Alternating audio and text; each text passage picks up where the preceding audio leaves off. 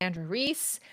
She's a leadership coach who works with HR executives and senior people leaders navigating the complexity of modern leadership. She is extremely skilled in what she does, and I'm so excited to bring her on. Hey, Alexandra, I'm so glad that you're here. Thank you for taking a few minutes to kind of share your experience about working with us.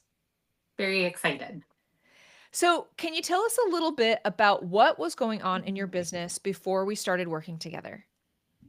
Yeah, so I started working with you when I was coming back to my business after an 18-month hiatus to do an interim executive role.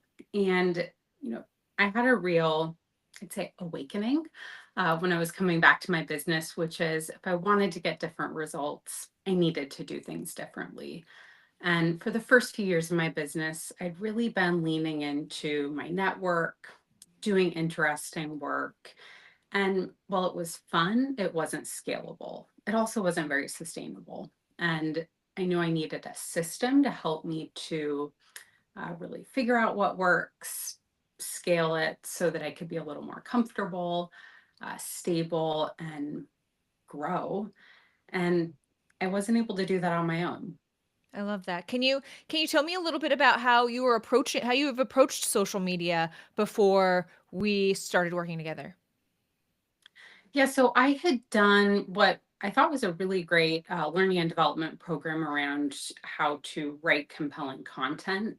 And through that program, I found that my writing skills improved, my ability to tell stories improved, and I was absolutely getting positive feedback about what I was posting, but it wasn't generating much in the way of business for me.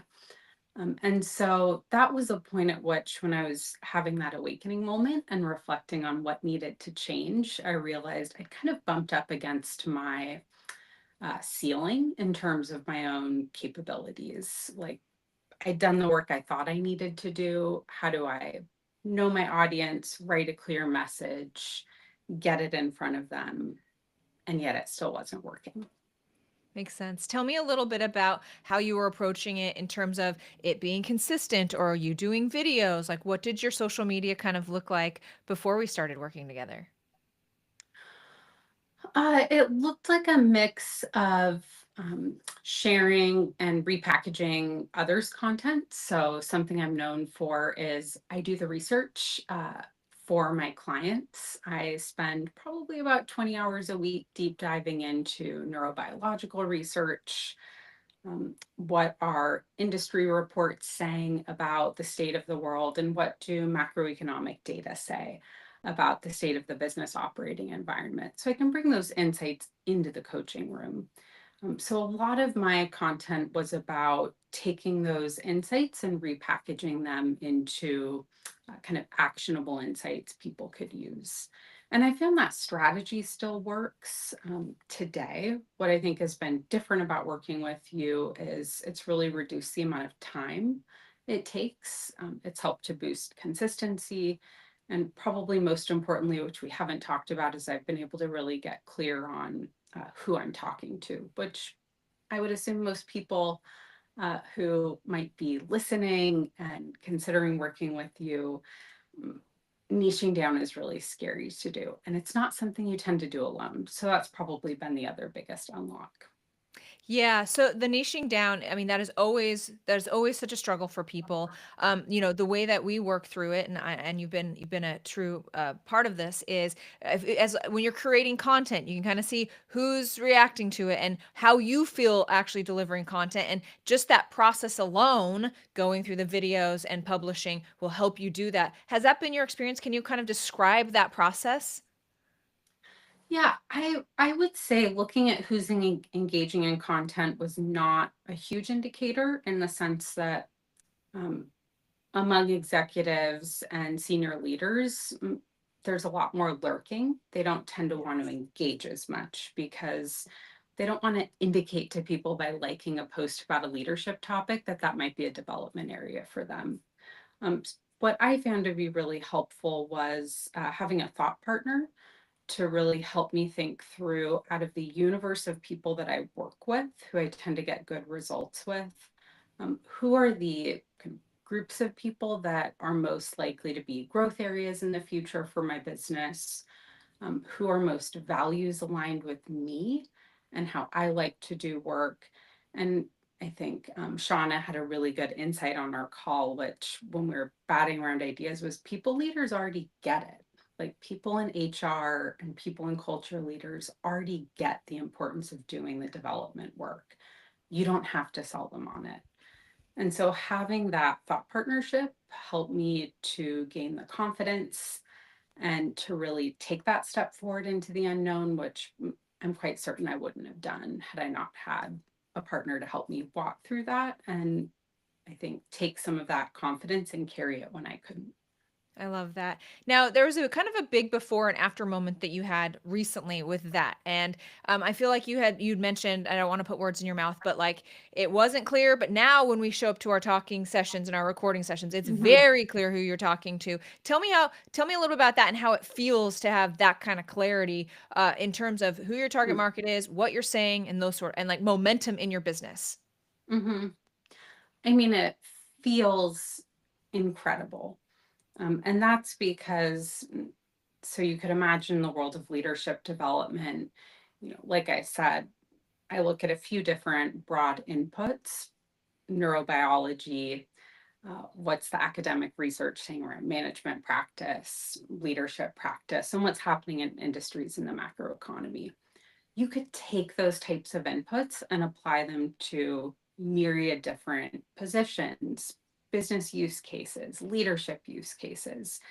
And I found myself spending a lot of time before I had the clarity of this particular type of leader, mm, trying to work through how I would create content that felt both meaningful and relevant so people would see the kind of opening and know this is for me, but wouldn't be speaking to this group one day and this group another.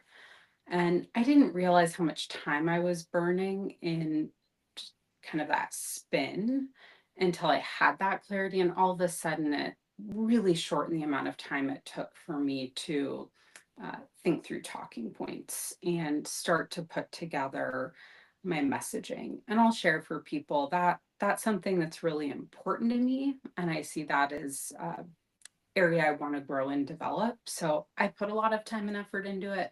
I don't think that's necessary for people, but that's, at least for me, a lot of how I do the uh, kind of struggle part of growing and developing, like working through ideas. It's in that messaging part and in the content development. So I think there's a lot of ways in which you can partner. The way I do it works really well for me.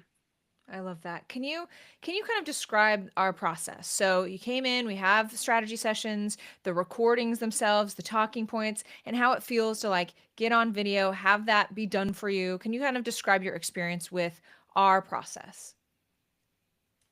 Yeah, so I think this will sound familiar to anybody who's worked in professional services or with professional services, but you can think about it like uh, maybe a startup phase where we're getting to know each other, doing a real deep dive into who I am, what I have to offer, who I work with, what the outcomes are, and starting to tease apart, what are those key opportunities within the market. Part two is starting to just get out there and learn through experimentation and by doing. And as somebody who does kind of coaching on requests for clients around how to pivot, I'm working with a woman right now to transition from founder CEO to a new business venture. The one piece of advice I always give to my clients, it was hard for me to take to myself, is run experiments and learn from them, because you will not get clarity by just sitting spinning in your head. So we got right into working through what are three themes we want to test through our posts and our engagement, and like, let's get out there.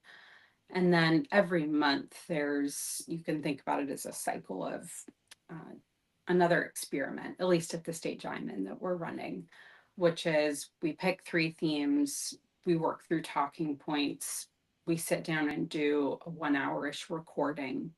And then every week I get back videos and draft posts that then I review, put my own spin on, and send back. And it's been a really great experience to have again a thought partner to help me get that clarity and focus. And then really excited that in July I'll be doing my first event. So events aren't new to me. Doing them this way that's more oriented towards sales is. So I'm really excited to take that next big leap. I love that. I love that. What would you say, Alexander, to somebody who's considering working with us but isn't quite sure yet?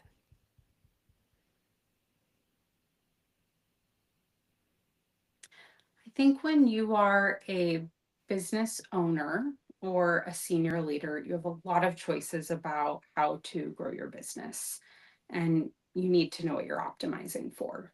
And I think that's kind of the number one mistake I see other leaders and business owners make is they don't know what they're optimizing for. Are they optimizing for scale, freedom, just doing interesting work and paying the bills?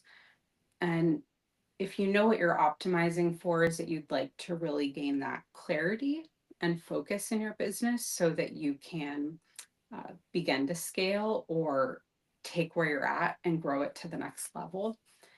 And you'd like to do so in a way that allows you more location freedom, then I think it's a good investment to make. Um, if you're looking to just do interesting work, keep working the referral system and taking what comes, maybe now's not the time. And I think the other consideration is it does take work, I think, to get the most out of it for a client. You can hire a marketing agency to do content, or you could use AI to do content.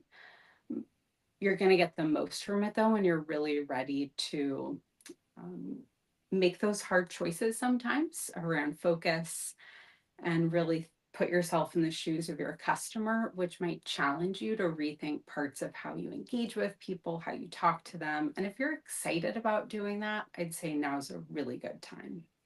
I love that. I love that. Now, I know we're in the middle of our work together. As you mentioned, you're going to be giving your very first event next month. If you could summarize at this point, like a before and after, could you summarize something like that for us? Yeah, I'd say before I was your typical founder, mm, kind of founder solopreneur. I was coming out of 15 years of doing consulting and business advisory. So was kind of doing what I knew how to do, which was build a practice through my networks and relationships and just hustle and take the work that came in the door. And I thought it was a lot of fun and interesting, but it also felt a lot like throwing spaghetti at the wall. So I felt like there were a lot of, or maybe planting 1,000 seeds and seeing what flowers grow. And I thought what was really enriching to have that experimentation, it was really fun. Sometimes no flowers bloomed, and sometimes I had a garden that I didn't have energy to tend, and it felt pretty depleting. And being on that cycle of, excitement, burnout, exhaustion was pretty untenable. And I think that's where I was living before. And today I feel like I'd say very hopeful that I can see what the light is at the end of the tunnel. I feel like I'm working a system, which again, as a business owner, the gift of having somebody tell you what to do for once and not have to go through the mental fatigue of figuring it out yourself is itself such a benefit and has freed up a lot of cognitive capacity to do what I really love, which is thought leadership and coaching. And I will say, being on that kind of energy cycle of, excitement, peak performance or flow, burnout, exhaustion, part of that's just me and learning how to work differently. So, working on that part too. I wouldn't be a coach if I didn't coach myself or work with my own coach. I love that. Alexandra, thank you so much for taking the time to be on today. I sure appreciate Yeah, you. this was a joy.